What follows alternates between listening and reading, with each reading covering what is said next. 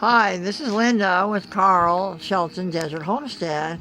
Carl's building my pantry. We're doing this all from reclaimed lumber. We put holes in the wall so that we can get it all taken care of. There used to be a window right here. That's what the boards are shaped like that for. This wood we got from friends that they were throwing away. And Carl's really making it look cool in here. I got places to put propane tank. This is the one side we got finished. He's building the other side now. Everything here is reclaimed, all the burlap sacks, the army blanket and everything. We brought them up from the valley. We got new lights in here. You really can't see them. But Carl's just sitting down here waiting for me to finish this so he can hammer.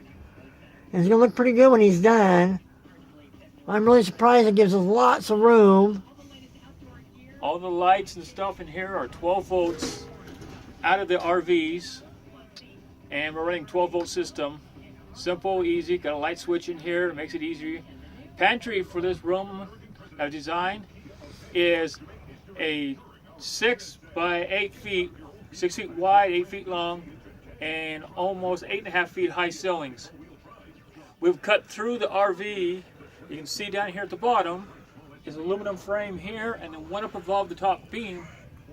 And we reinforce these beams so it's not going to go nowhere.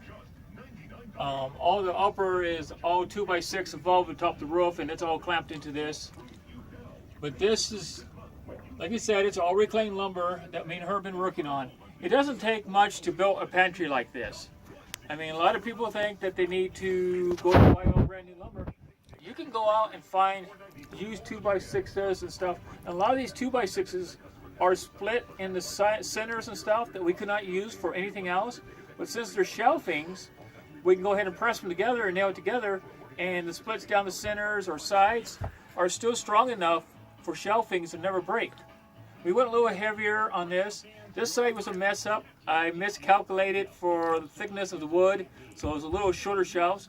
But this side here, we're putting together now, is thick enough so it'll have enough room for double stack for everything, and it will be reclaimed lumber, same way it's done. Most of the stuff is pretty simple here on the homesteads. You know, a lot of people make it really hard. You know, turning this fifth wheel into a house wasn't hard really, just a little bit of thinking. And you can save a lot of money by doing reclaimed lumber and material. The burlap sacks, we kept the good ones, but you can tell these got holes in them. I picked them up on a salvage job when I had a commercial salvage company. I was hauling scrap iron, and I was always picking up stuff like this. And this was common. People would throw away blankets and stuff, and I got a lot of really nice blankets on our bed and down comforters that people have just thrown away through the years of my recycling. I spent 20 years of my life recycling iron, and I've saved up for doing this homestead. We brought in probably about 5 tons of stuff just for this homestead. That's why there's so much on it. Then all the property cleanups that we've done this last year has done us big help. And it looks like we got one more coming up. A friend of ours got himself in trouble. And something to consider when you're homesteading is kids. Make sure when you go on a homestead that you're prepped and ready for your kids. That you got running water, that you got heat. You got ways to go in and get groceries. Don't run a wing and prayer.